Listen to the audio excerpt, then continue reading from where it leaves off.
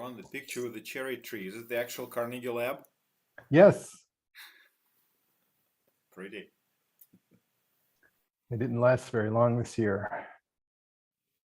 Oh, you know, we hardly have any spring. We go from winter directly into summer. Yeah, it feels like that way today. It was 94 degrees yesterday.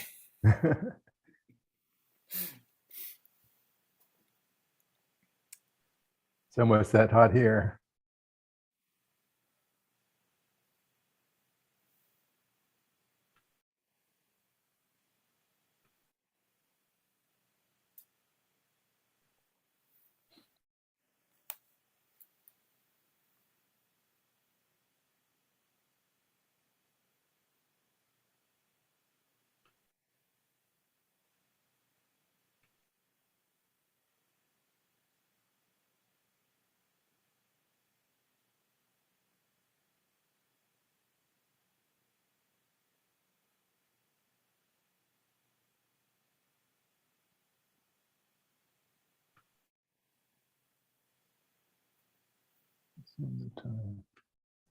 Oops. Sorry.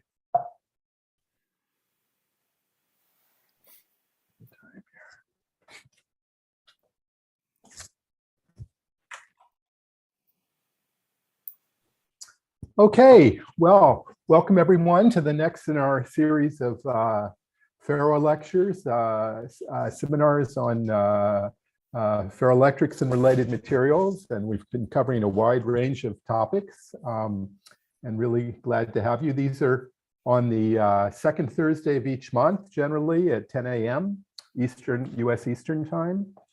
And today we're really excited to have Alex Demkov here. First, let me just thank our organizing committee. So without the organizing committee, this really wouldn't happen. So that's Laurent Belay, Cyrus Dreyer, Jorge Iniguez, and Beth Nowadnik. So I want to thank them. If somebody else wants to, we can't have 50 people on the organizing committee. If there's somebody else out there that would like to join with this or participate in the planning for the future, please let me know. So we want to welcome today. We want to welcome today Alex Demkov from the University of Texas at Austin. He's going to talk today about ferroelectric thin films for integrated silicon photonics. And so Alex got his PhD in Texas, actually. Arizona State in 1995 and moved to Texas in 2005 after working with Motorola.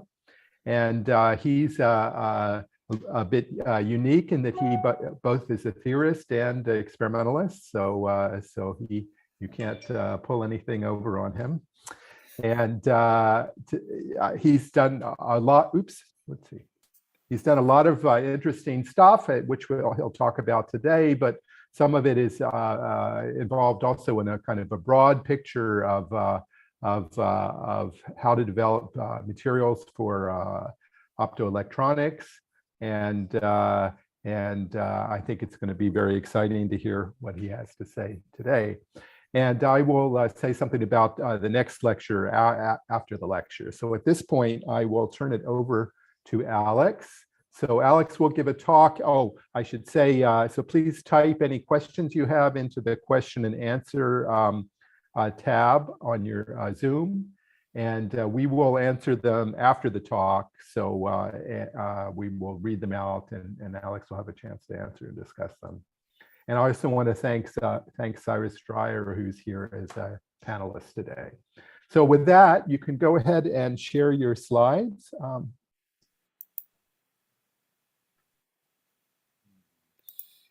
And I'll just turn it over to you. All right, let's see if it works. This, do share. Okay, so if you make that full screen. Okay, did it work? Yep. Great. Okay, it's all yours. Excellent. Thank you very much, Ron, and thank you very much, everybody, for being here. Let's see if I can turn on the laser pointer. All right.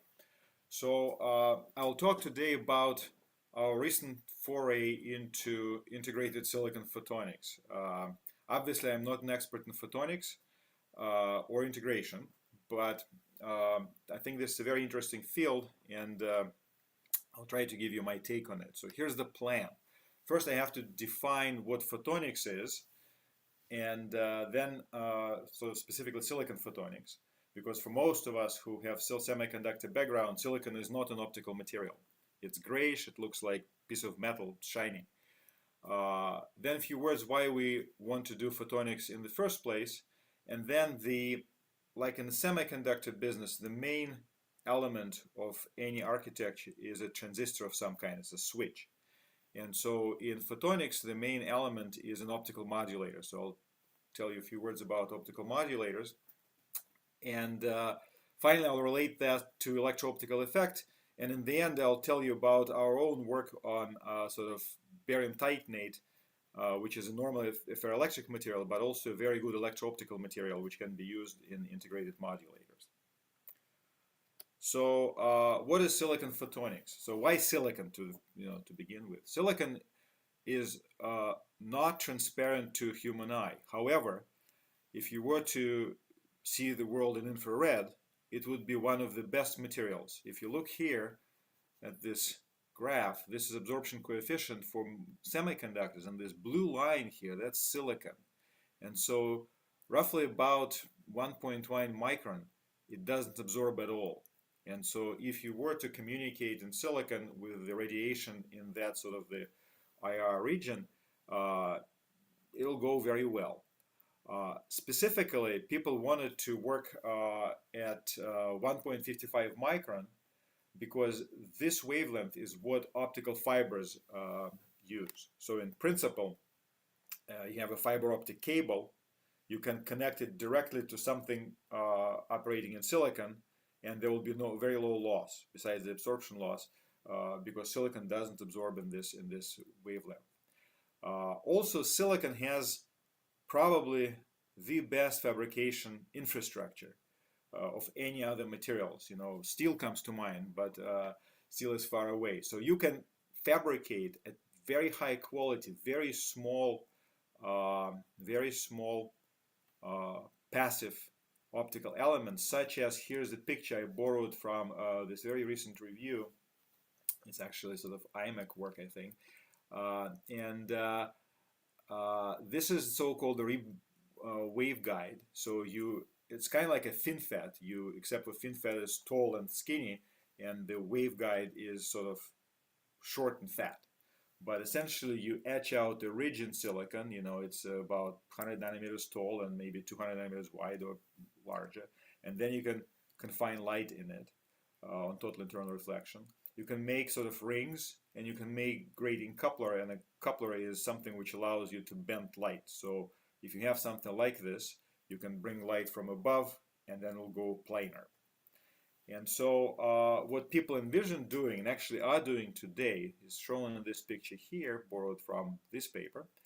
So you have your electronics on the side. So this gray stuff is silicon. The blue stuff here is silicon dioxide for isolation.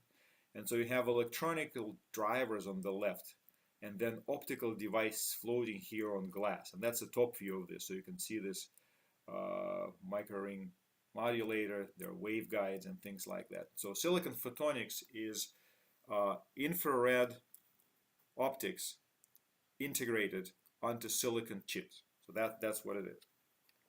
Now, the next question is, why on earth would anybody want to do that? And apparently there are very good reasons. So here is, I'll do a switch. Okay, no, too fast. Okay, why photonics? So this picture on the left, borrowed from Waldrop's review, shows you the state of semiconductor electronics. This line here, that's the Moore's law, which says that, every so often you double the number of transistors. And when they tell you that Moore's law is dead, it's not strictly speaking true. The Moore's law is alive and well. So we actually keep scaling as time goes by, and this line didn't even bend, it goes up. We are now, in sort of really tiny devices. What the problem is, if you look at the speed, and this is a clock speed, it hasn't changed in 2 decades. So even though the transistors are getting smaller and smaller, just like Gordon Moore predicted, the benefit of going to smaller devices is not here. We're not making anything any faster. And the main reason for that is power. There's something called Dinard's law. And so, you know, if you touch your laptop, it's very warm. And so if you want to work faster, you can't, because you will melt it. And so already laptops have liquid cooling inside them, which is hard to believe, but there is liquid coolant sort of trying to cool the transistors. And so that's one reason. So we cannot make conventional electronics any better. And this is also related to the so-called von Neumann bottleneck, because we compute with memory and CPU being different, physically different places. And so you need to have a bus to shuffle data back and forth. And that requires a lot of energy. Another reason, which is sort of unknown to most physicists, we connect, so this problem here on the left, that's inside the sort of semiconductor electronics itself. So it's on the chip. But also you have to connect chips to each other somehow. And the way you do it, you take a PCB board and you drive copper lines on it, and then you sort of weld or solder your chips or VLSIs on top of it. Copper, if you drive at frequencies in excess of 40 gigahertz, becomes a waveguide. So essentially it's not the Ohm's law, it's now you have to go to Maxwell equations, because the field is changing so fast, you have to take the speed of light into account. And then it turns out that at that level, beautiful shiny copper lines are actually very rough and give you tremendous losses. And so there is no way to get over 40 gigahertz. And that, by the way, we crossed that sort of line 5 years ago. So we're rightly about here. And you can't, so that limits your bandwidth. So if you want to use copper connecting one VLSI to another VLSI, you cannot make it any faster. So the problem is now twofold. You cannot make your transistors any faster, or actually devices any faster, and you cannot connect them at a higher frequency. And so the solution to both may be lying in switching from electronic sort of data transmission to photons. And so this is here an old example. You can see it's a big chip. It's 5 centimeters across. And this is silicon photonics, which initially was viewed by many as a way out of not the first problem, but the second, because you can obviously go well over 40 gigahertz. Also, you can drive a lot of signals through the same optical fiber or waveguide. Electrons interact with each other strongly. Photons, on the other hand, do not. And so you can drive a lot of signals in parallel through the same sort of pipe. And so people were building these photonic chips. It's actually a real nightmare, because silicon is only good to make waveguides. So this is the part where the silicon waveguides are, and passive elements. You cannot make easily active elements out of silicon unless you do something to it. So you need to build semiconductor devices and use, let's say, plasmonic effects to modulate light. Silicon itself doesn't have electro-optical activity, besides the Kerr effect, which is very, very small. And so you can look at this chip and you say, this is an integration nightmare. You have to have light-emitting diodes here, and that's typically 3 5s. Then you have to have some kind of modulators. Let's say you made a bunch of PN junctions. Then you have silicon waveguides. Those are good.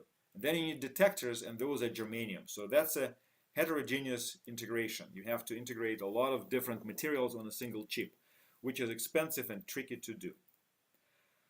And so you can see this is an expensive solution to a real problem, but it's sort of a very pedestrian problem. You're trying to get over 40 gigahertz. But then lately, there is another line of thinking which I guess gave an impetus to silicon photonics. People started thinking of making computers which use light to execute computation. This has been actually tried very successfully in the 80s. And the only problem was that was a free space optics. And so you need to have a full-blown optical table, which is several meters long. It has to be a very dark room. You have to have powerful lasers. and then you can probably do some calculations. So it's not practical. And so because silicon photonics, which was developed for interconnect, for optical interconnect, actually can put a lot of these optical devices on a chip, integrated silicon photonics came to being. And so this is it's a picture, sort of the artist's rendition of the device. And so what you see here, it's a piece of silicon floating sort of over SiO2, and these are waveguides etched out in silicon. And so you can see that, for example, you can make a splitter. This is called the Y splitter right here. So one waveguide splits in two, and then it reconnects. But before it reconnects, two arms are of different length, and that gives you a phase shift. So that's a passive phase shifter. And then the same kind of structures which have this golden thing here, that's the electrical contact. These are active phase shifters. So the idea is you apply voltage, and you can modulate, so change the phase shift.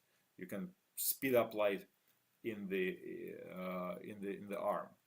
And so here in the red circle, you see something called the Mach-Zehnder modulator, and that's sort of the transistor of integrated photonics.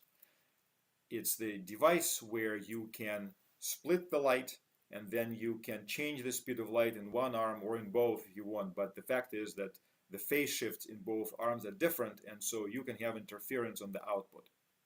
And so you can, for example, completely kill the light if they interfere destructively. And so that, in the simplest possible case, you can have zeros and ones.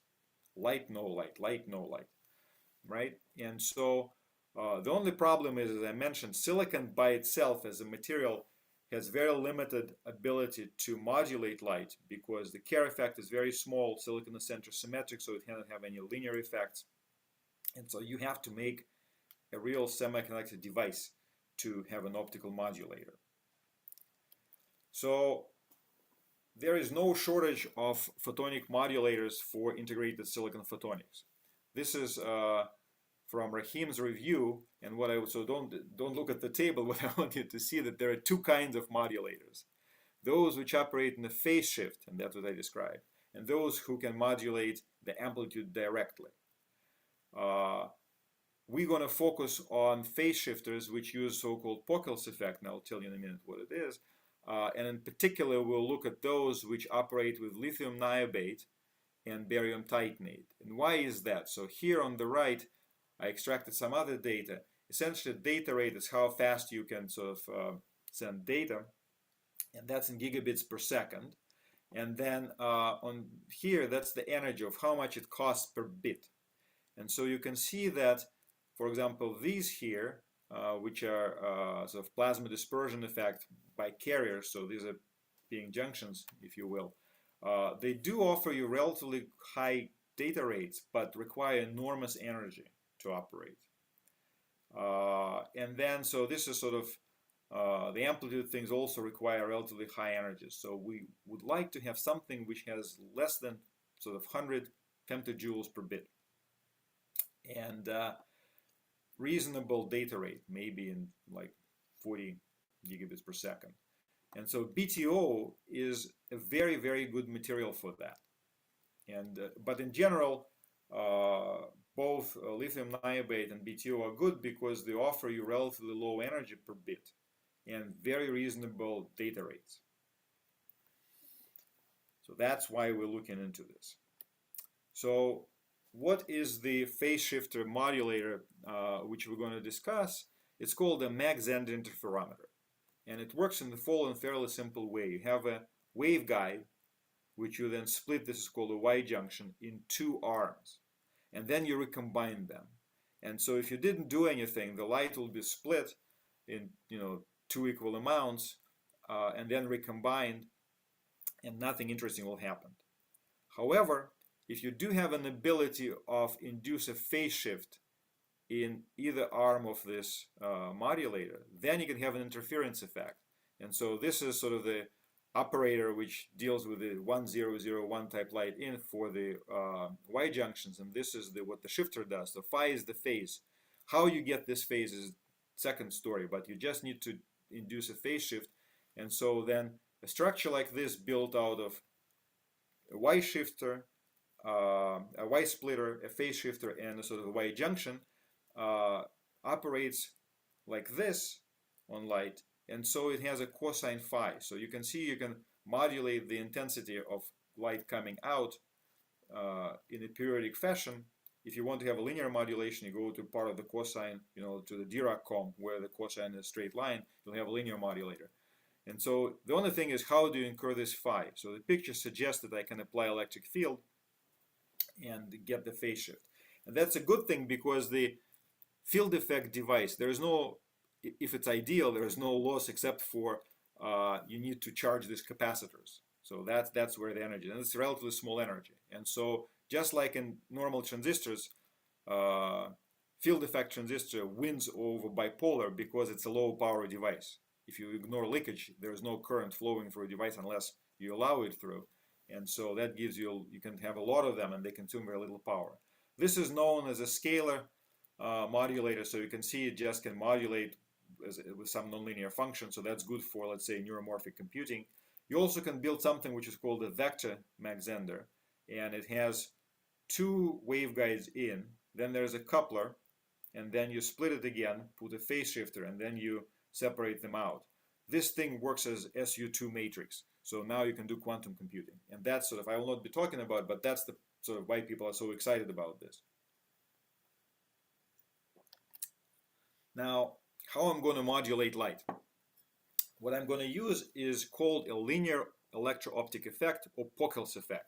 So we're all familiar with the Kerr effect, and that's a quadratic effect. So that's a change in refractive index proportional to the square of the field. It is present in all materials, but it's typically very small. And in some materials, there is this linear effect. So it's actually it's a Taylor expansion of the refractive index. The refractive index is the ratio of the speed of light in vacuum to the speed of light of your material. And so you can change it by applying electric field. So the Pockels effect is larger because it's a first order effect in field. It's kind of funny. It's a linear electro-optical effect, but this is nonlinear optics. The reason for that to be nonlinear optic, because this is essentially chi2, right? So there's susceptibility chi1, which says that the polarization is just field times its polarizability. But then there's another one called chi2, which we normally know in terms of second harmonic generation, and that's a nonlinear optical effect. So in this business, they call it the linear electro-optical effect, and that's because it's a first order of the field. If you look at all the materials which have the electro-optical effect, this is not a complete list, but a very good one picked up from Stefan Abel and Jean von Perrin. So you can see that, for example, this is alpha quartz, right? That's a well-known piezoelectric material which keeps time in your electronic watch. Silicon, actually, so I told you it doesn't have the effect, and it's true unless you strain it. If you have strained silicon, it's not cubic anymore, and it offers electro-optical effect, but it's very, very small. It's on the orders. By the way, electro-optical effect is small to begin with. These are the units. It's picometers per volt. So it's a tiny, tiny effect. And so in silicon, when it's strained, it's about 5. The material of choice today is lithium niobate. It's right here. Lithium niobate has electro-optical effect of 36 picometers per volt when it's in the bulk crystal, and it has been shown to have electro-optical activity both in the form of a bulk crystal and thin film, and also integrated on silicon, right? But if you look to the right here, barium titanate is like second best material. It has extremely large bulk electro-optic effect, linear electro-optic effect. It's actually 1300 picometers per volt. So what I was talking here, this is 1300 and this is 36. And that translates into your ability to either apply very small voltages or to use very short devices because you can get a large phase shift. And barium titanate can be integrated on silicon. And so that's sort of where my interest comes in. Both lithium niobate and barium titanate have been used in building sort of phase shifters and modulators. So how it works? In principle, you could make a waveguide out of either barium titanate or lithium niobate and just drive light through them. And how do you make a waveguide? You have to have something with the high refractive index surrounded by something with a low refractive index. And then if you send light at the right conditions due to total internal reflection, you can have modes which cannot leave. They evanescently leak out, but predominantly they stay in, and there are TE modes and TM modes. But the idea is essentially that structure, that physical structure, somehow confines light and it can't leave, and it moves through this waveguide, presumably with low loss. Now, once you have that, then the question is, how can you induce a phase shift? And so here is a schematic of how you in principle can do this. So let's say you have barium titanate, or you can have lithium niobate. That's this blue thing. And then you put some sort of a wave guiding structure. It could be a ridge etched out in this material, or you could deposit something on top. The idea is that some portion of light is localized in this yellow tube right below this orange waveguide. And it goes at a certain speed. And when it goes through barium titanate, that speed is obviously slower than in vacuum. And you say, how much slower? Well, by refractive index. If you apply metallic contacts on the sides with a distance g, and you then apply voltage to them, you can have an electric field V over G right here across. So it'll be inside your barium titanate, and so you can modulate, you can change the refractive index.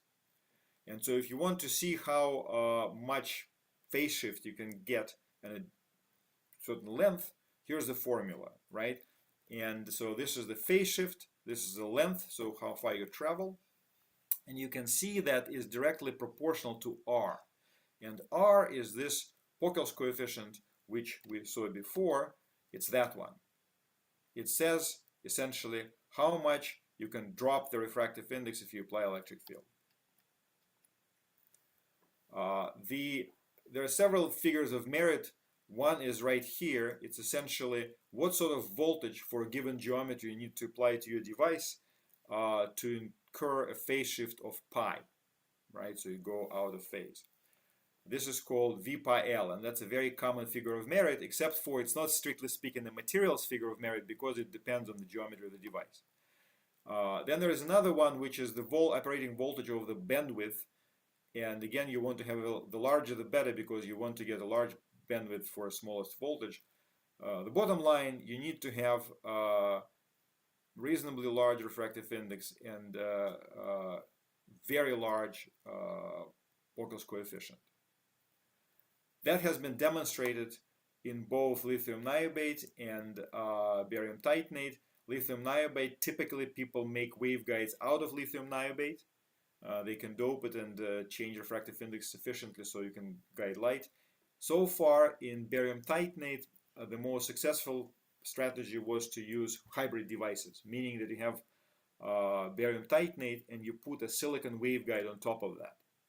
So your light predominantly is guided by silicon, but if you design the waveguide properly, some portion of that light will leak down into barium titanate, and that's where you modulate it. So for example, here, that's a picture from Stefan Abel's paper. This dark line in the corner, that's a silicon waveguide which you drive, and here you have a sort of a ring resonator. They're not touching, there is a certain distance between them, and so you leak field from the waveguide into the resonator, and then the resonator, this yellow stuff, that's the gold contact, so you can modulate. So that's the idea.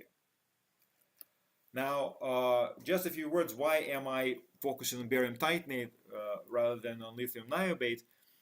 First of all, there are a lot of people working on lithium niobate. It has been around for a very long time. In the bulk, it's the main material for Pockels cells in fiber optics. But also, you know, Mark Alonker has pioneered integration of lithium niobate on silicon by wafer bonding. And so these are, I would say, they're well-established emergent devices. What is good about them? So first of all, they have a reasonably small V pi L of 3 volts per centimeter. That says that you need to have sort of a reasonably low voltage in a reasonable size to induce a fairly sizable phase shift of pi. The good thing about them is they also have very low loss. loss is measured in decibels per centimeter, and I think this is some of the best loss numbers in integrated devices. And they have a high bandwidth, means that switching is very fast. So this is the Pockels effect, so it is very fast. It's possible to fabricate devices which have very low loss, and you don't need a tremendous voltage to operate. So in principle, I think this technology will come out very soon. What are the drawbacks of that? One is that the Pockels coefficient is relatively small. It's gigantic compared to many other materials, 35, but it's nothing compared to barium titanate. The other problem is integration on silicon is done by wafer bonding. So you grow a crystal of lithium niobate, you slice it, and then you glue it on top of a silicon wafer. And so the largest experimental wafer you can buy is 6-inch, and what people are selling is 4-inch. And so that a bit small. What is good about barium titanate? Well, first of all, it's very young, so there are not that many people working on it. That's always a plus. By virtue of having a very large Pockels coefficient, this V pi L is very small, so it's an order of magnitude smaller than in lithium niobate, so it's 0.2 volt per centimeters. It operates at reasonably high frequencies, between 40 and 70 gigahertz. I don't know if anybody demonstrated higher than that, but that's a sufficiently high frequency.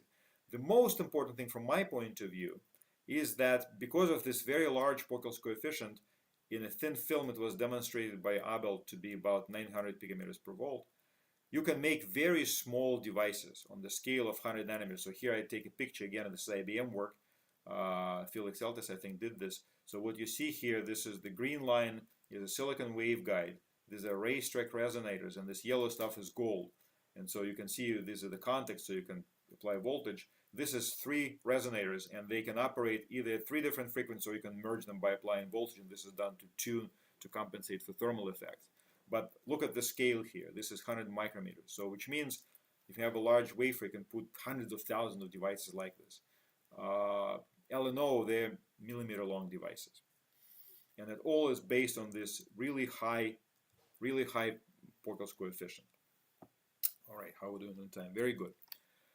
So this is the original paper by Stefan Abel, 2013. So the technology is, depending how you view that, I think it's very young. Some people can say it's decade old, but in 2013 it has been demonstrated that you can have Pockels effect in integrated barium titanate films on silicon. And then a year later, Charles An and Hong Tang demonstrated electro-optical modulation with both ring resonators and Mach-Zehnder type devices. So what drives, a little bit of physics, what drives the electro-optical effect? So electro-optical effect essentially is a change of the dielectric tensor by applying electric field, right? And so you can see if I take a derivative of epsilon ij with respect to E gamma, I'll get this Rij gamma. It's a third rank tensor. If you think of this, if you apply electric field, what can happen to your system? So we live in Born-Oppenheimer, so I have electrons and I have the lattice. So first of all, if I apply electric field, I will tilt the bend structure. I will probably affect the transitions. And sure enough, that's right here at the direct change of the high frequency. So it's electronic chi1, if you will, with respect to field. And this is what we call the chi2. It's actually relatively modest in this type of materials. It's no more than 10. Another thing you can do, you can actually grab the atoms and you can induce sort of a Raman effect, right? And so this is the response of optical phonons through sort of Raman susceptibility, and that's the one I will be focusing on mostly. However, in barium titanate, another interesting thing is barium titanate is piezoelectric, so there is a converse piezo effect. So if you apply electric field, you will change the lattice. The change of the lattice will change the electronic structure. That will change chi1. And so now you have the change of susceptibility with respect to sort of strain you apply. And this is, so if this is optical phonons, this is Raman scattering, this is Brillouin scattering, this is elasticity. The difference is this is very high frequency, this is reasonably high frequency, this is low frequency response. At really low frequencies, all of them participate. If you go up in frequency, you'll first lose acoustic phonons, then you lose optical phonons, and then it's nothing. If you dive into details in this optical phonon response, what you see there it's inversely proportional to the square of the frequency. So you immediately see I need to have soft modes. It also proportional to sort of the dipole moment of the mode. So this is the Born effective charge, and these are the eigenvectors of the displacement in the mode. So this is effective dipole of a mode. And then there is this derivative which we call Raman susceptibility. So what it is, it's how much your chi1, meaning the electronic structure, changes if you jiggle atoms. So that's a measure of electron-phonon coupling, really. Unfortunately, I didn't appreciate it in the beginning, so I always thought that what you need, first of all, you need a center of inversion to be gone. Otherwise, you cannot have a linear effect. And then you need soft modes, because this is obviously, if this is 0, it diverges. But life was cruel, so we did this study, and we start saying, well, what is soft modes? Well, that's harmonicity. What do we know about harmonicity? Well, there's thermal expansion. Let's look at all the materials with a large thermal expansion coefficient. And lithium triborate has astronomical thermal expansion coefficient, right? So here's silicon, which is 3. Here's barium titanate. This is 17, and this is in this units 10 to minus 6 per degree of centigrade. And then there's lithium niobate, a champion, 108. So we were hoping that it has a very high Pockels coefficient, and it didn't. And it's very, very small. And so when you look at it, why it's small, it turned out that surprisingly, the frequencies of the phonon mode are relatively high, right? And so you divide by a square of the frequency. So essentially you're dividing by 10,000, and no matter what this thing is, it dies. And so we thought of that, why is it so high? And if you look at the material, it's built out of very light atoms, lithium and boron. They're very light. So we said, well, we need something heavier. And we went to a sister compound, which is a cesium boron 305, right? So cesium is a much higher element, and indeed will lower the frequency of the mode. So the frequency is very small, but the Pockels coefficient is still tiny. And that was a shock because we thought we were so clever. What turned out to be the problem is that indeed you have the low frequency modes with a reasonable polarity, but they have absolutely no Raman susceptibility to speak of. And it's a product. And so the derivative of the Raman susceptibility is a derivative of the chi1 with respect to atomic motion and the mode. And you would say, why is it so small? Well, it turned out that that thing is proportional, if you do just the sort of Walt-Harrison type of calculation of chi1, it's the denominator, which is the energy to the cube. And so you need to have small separation between the levels. In other words, band gap is what will drive the large Raman susceptibility. And if your phonon mode affects the band gap, then you're in business. Unfortunately, the low frequencies we found here are related to cesium, and the band structure of this material is based on barium oxide. So cesium just donates electrons and provide this mass. And so we're barking at the wrong tree. We created low frequency modes which actually do not participate in electron phonon coupling. In that sense, barium titanate is a champion. So I'll give you an example, a brief example from the low temperature rhombohedral barium titanate, because we're looking at this for cryogenic applications. It has low frequency modes. Here they are, 90 centimeters, that's considered to be low. And they have reasonably high Raman susceptibilities. That's a derivative of the chi1 with respect to the pattern in this mode. And if you look at the displacement, so this picture here shows the mode number, and I start from 4 because the first 3 are the omega is equal to 0. These are beginning of acoustic branches. So 4, 5, 6, these are low frequency optical modes, and these are the atoms, the displacement sort of square, just to see what the magnet, who is moving.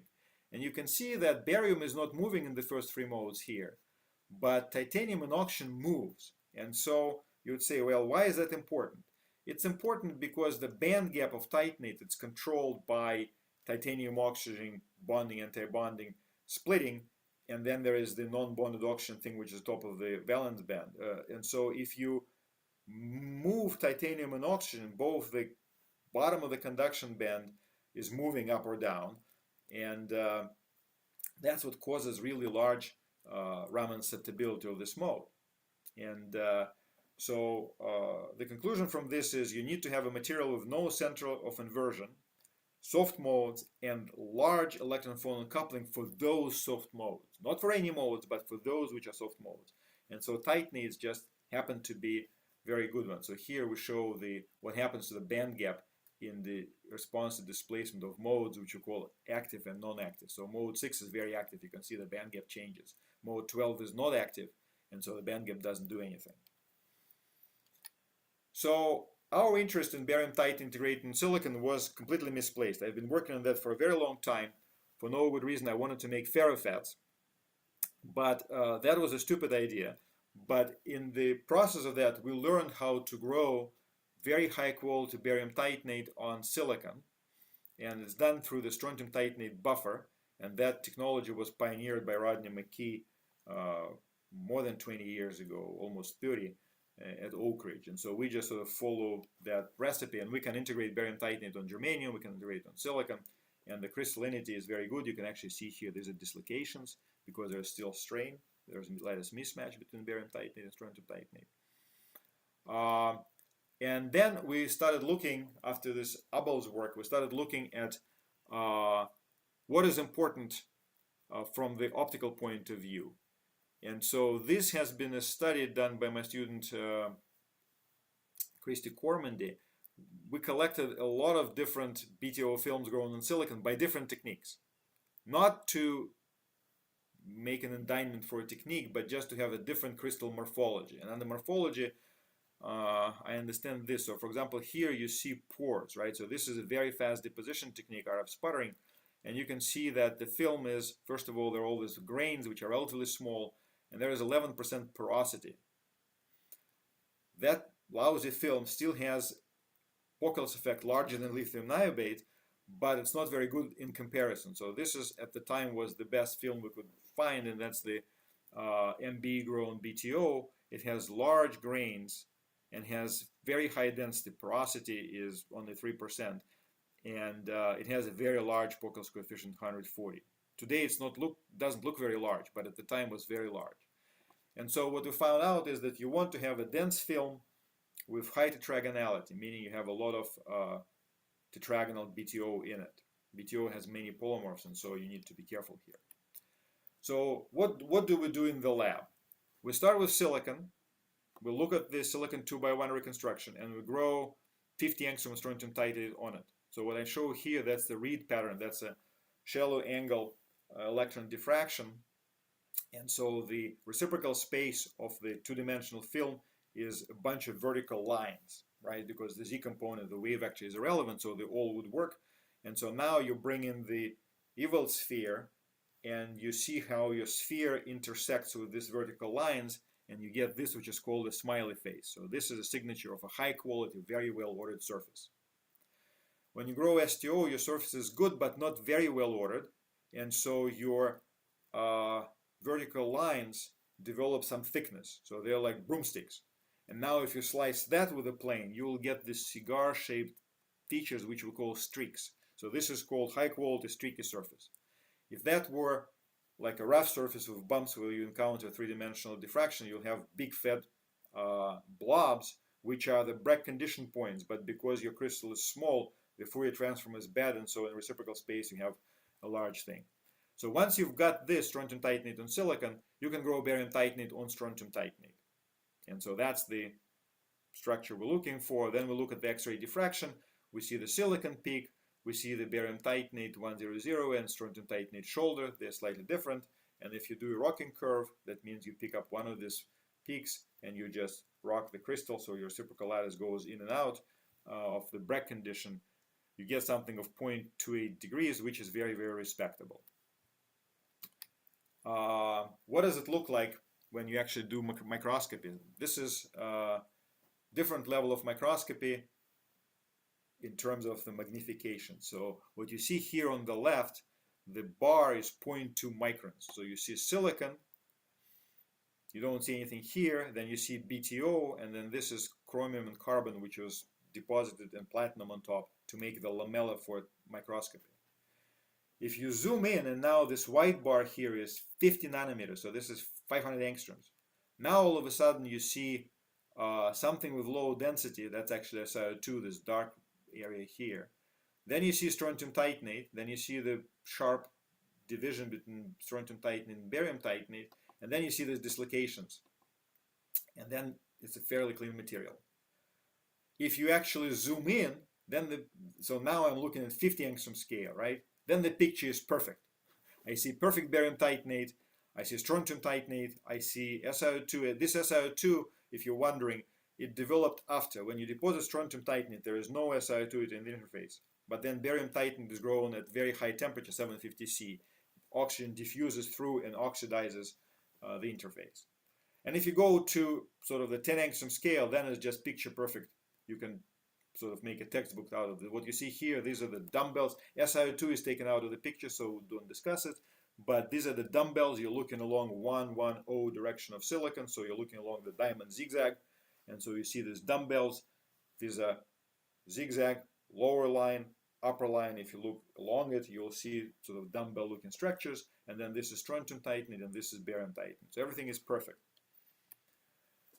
Now, if you want to know what kind of the material you've got, you can do a little bit more of analysis. So this is a so-called geometric phase analysis, and done, by sort of you extract the strain.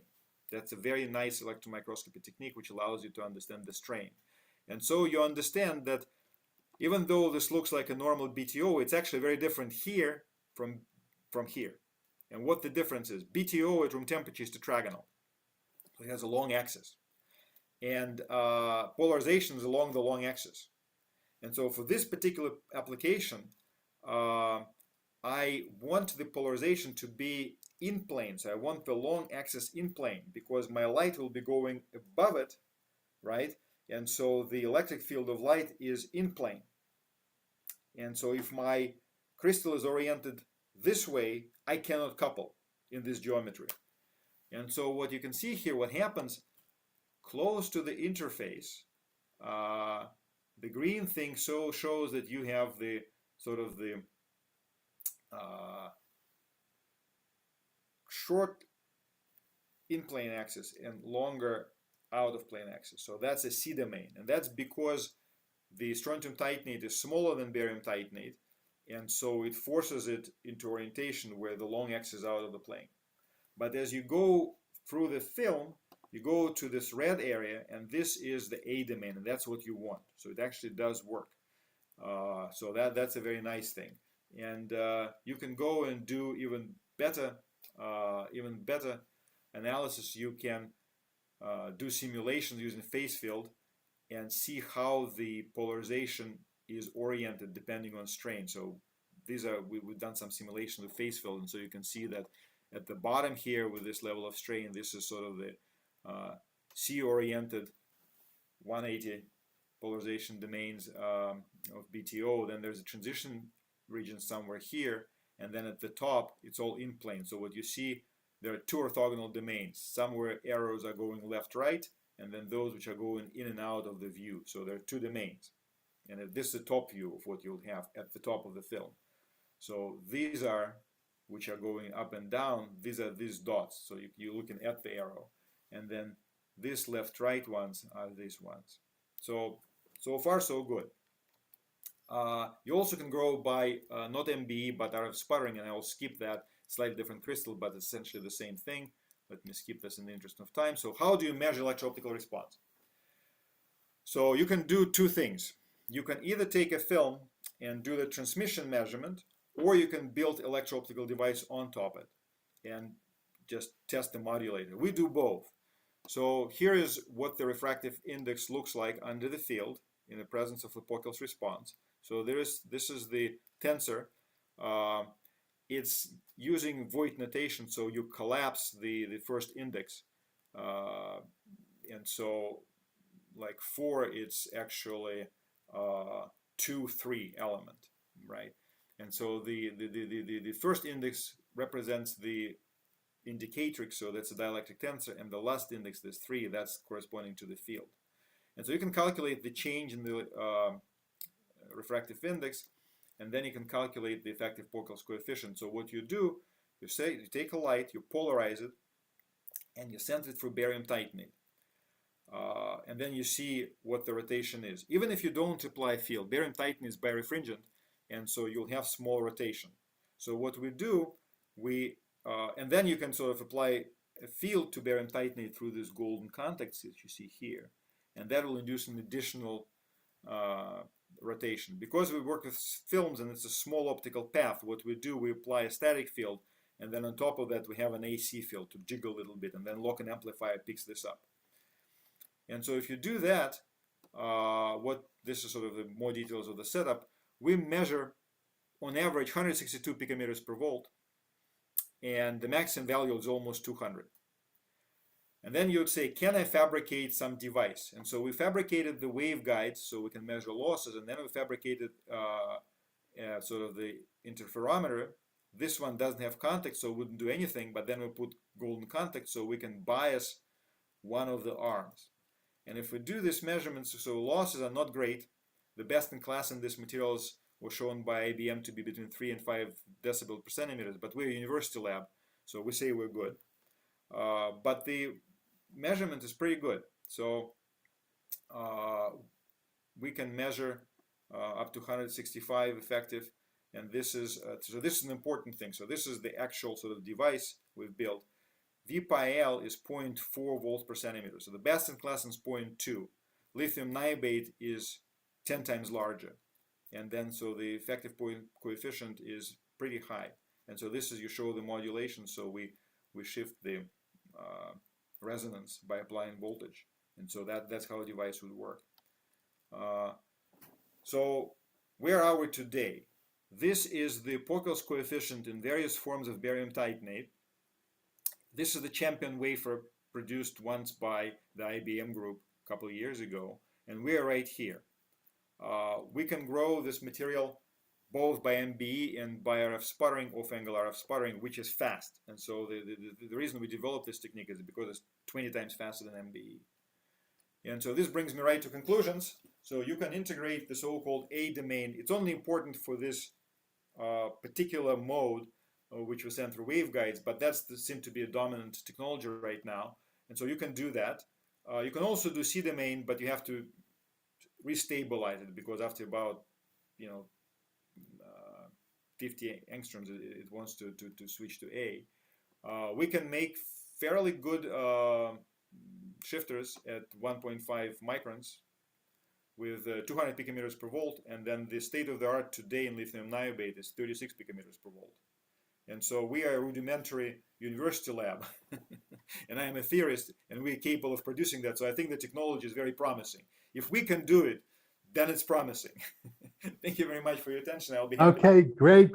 Thank you very much. That's great. We have time for a few questions, and I just want to jump right into them. Please, everyone, if you have a question, you can type it in the Q&A box there. And if it's more, we don't really have time to elevate anyone to speak other than myself and Cyrus, though. So let me just first, I'm going to read a question that's online, and then we'll ask some questions ourselves and see what else people say. So Jan Dek asks that on some slides you had strontium barium niobate. So is that something also you're working on? Yes. So this is another material which has a very high electrooptical coefficient, actually larger than barium titanate. The only problem with this, right? So now we're more optimistic. We started doing this at MBE, and so you have many metals. You have strontium, niobium, barium, and you have to balance fluxes. And it's very difficult because it has a very complicated phase diagram, and there is a small corner in the middle of it where the material with high Pockels coefficient resides. You move to the right, you move to the left, you lose it. And so we said, well, we can grow it, but there is no way we can control the composition that well. And so then we, 10 years ago, we decided to go to off-angle RF sputtering. And so that's different from the normal RF, because normally you ignite plasma, you have a plume, so you ablate the material with plasma. and you stick your substrate in the path of that plume. And so that grows very fast, very good films, but they're polycrystalline because the kinetic energy is very high. It turns out that if you move your substrate at 90 degrees and put it either above or below, if you move it sufficiently far away, you're essentially in the thermal sort of particles flying, so they go very slowly. But they still have a large flux, right? So the problem with MBE, we grow at the rate of 4 to 5 angstrom a minute. So if you want to grow, let's say, half a micron film, the student dies of starvation before they grow it. We tried. We lost a couple of students, right? So, Cyrus, do you have a question? Yeah, maybe I can ask one. So it was really, I was really interested in what you were talking about, like indicators for a large Pockels coefficient. So I guess the one for me that kind of came to mind is a large thermal renormalization of the band gap, which would indicate that you have low frequency modes that have large deformation potentials, basically. That's right. But my question is, so you demand that the low frequency modes be IR active. Is that true? They have to be Raman active. They have to be Raman active. Okay. Yes. So it's actually fascinating, and I thought I was so clever. I go, oh my God, this is Raman effect.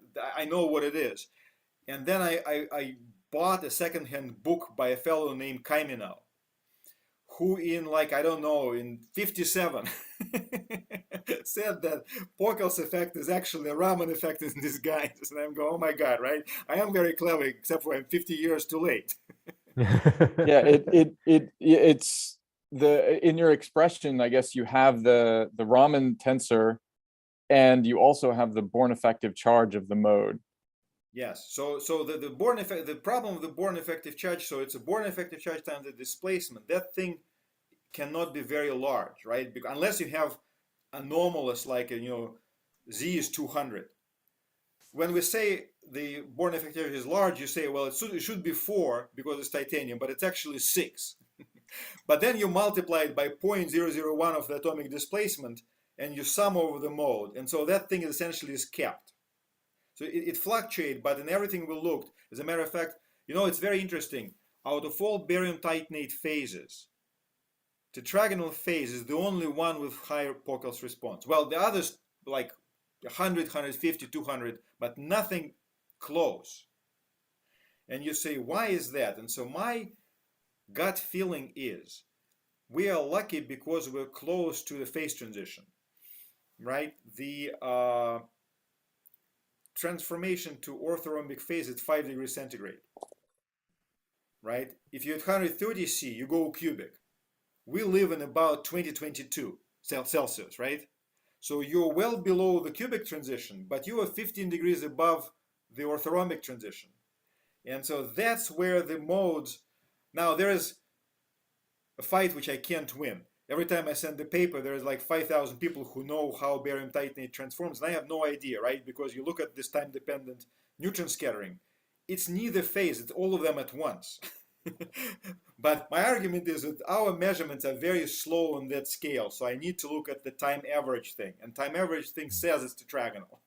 So even though locally it may be whatever, on average it is tetragonal. And so I think that what we're benefiting from is just this omega dives down. And because it's 1 over omega square, and you have, even the Raman susceptibility doesn't change that much across polymorphs. So you're looking for a phase transition driven by a soft Raman active mode, basically. I think that might be the However, indicator. that said, right, I'm still trying to get strength and moral sort of fiber to try to do a calculation of lithium niobate. Lithium niobate transition is not like that. It's order disorder, right? There's this lithium jumping through the niobium thing. And I suspect that's why lithium niobate is such a low loss. Because, they have really large, I think what can be lost? Like IBM says it's all hydrogen. But let's say ignore hydrogen. Let's look to the bulk crystal. Loss probably comes from domains, domain walls. And lithium niobate has huge domains, and the domains walls are small, and I guess volume fraction is not important. Barium titanate has relatively, they're kind of large, but there are a lot of them. We have a couple more questions online and we're running out of time. So let me just quickly, Sergey Lysenkov asked that, is the tetragonal phase of barium titanate the best one? I think you were just answering that. So what As far about as I know, it is the best one. yeah. Then he asked, what about BTO related compounds like solid solution, like doping barium titanate? Right. So a colleague of mine, John Eckert, who is a chemist, he's a bona fide chemist, so he uses different techniques. They use atomic layer deposition and even sol gel. That's another thing, right? Even if you grow barium titanate by sol gel, and it's a god-awful film, it still shows about 15 picometers per volt. And the thing is, we have the shiny steel machine. It's $4 million worth of shiny steel. Next to it, in the next room, John has this sol gel deposition. I think we spent $450.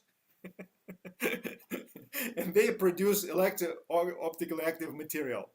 So they did strontium barium alloy, right? And the idea was, I think, if you want to make capacitor, BST, if you have like a 30 to 70, there is a peak in dielectric response.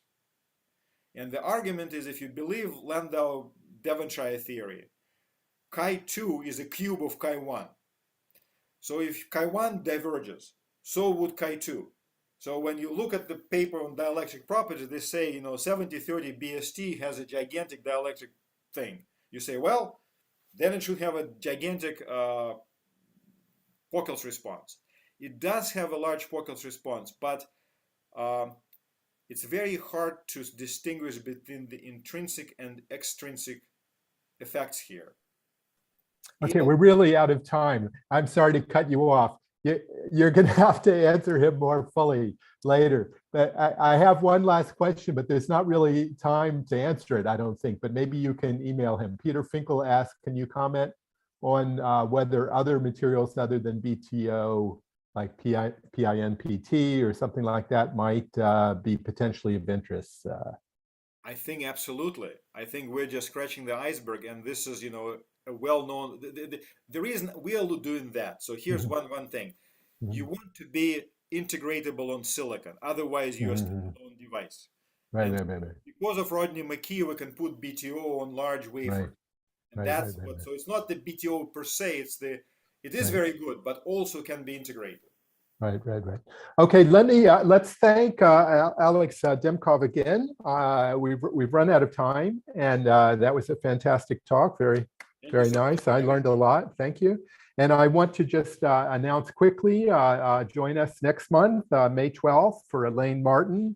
And it's amazing, he's also going to talk about barium titanate. So don't call it a comeback, a case study of barium titanate. And if 30 years ago somebody told me that barium titanate was the hot new material, I would have said, right, I think they were making a joke. But it's amazing how things come around. So, and I also just keep on your calendars the workshop next year. February 5th to 8th. I'll probably announce this every month, but we're not taking registration or anything like that yet, but put it on your calendar, the 34th, Fundamental Physics of Ferroelectric's workshop. So thank you all, and join us next month. And if you look at the website, all of the talks are recorded, and you can look at them again. And thank you again, Alex, and goodbye, everyone. Thank you, everybody. Bye-bye.